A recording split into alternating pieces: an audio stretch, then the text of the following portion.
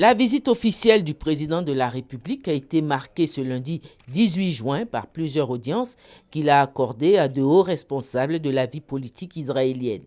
Ainsi, le vice-premier ministre des Affaires étrangères, Avigdor Lieberman, a été le premier à être reçu au cours de la matinée par le président Alassane Ouattara.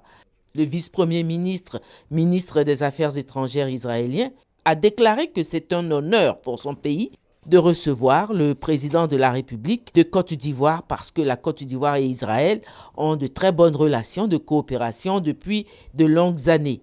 Le président de la République, en réponse, a déclaré à son tour qu'il a réservé sa première visite au Moyen-Orient à Israël parce qu'il est attaché aux relations entre la Côte d'Ivoire et l'État hébreu et qu'il est venu pour les renforcer car Israël peut apporter beaucoup à la Côte d'Ivoire.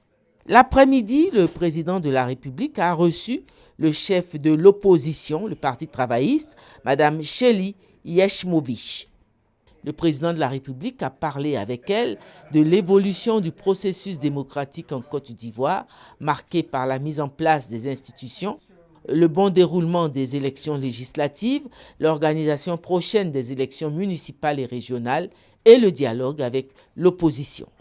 C'est le vice-premier ministre de la Défense, Ehud Barak, qui a clos la série des audiences que le président de la République a accordées au cours de la journée de ce lundi. L'entretien a porté sur le volet sécuritaire en Côte d'Ivoire. L'expertise israélienne dans ce domaine a été sollicitée par le président de la République.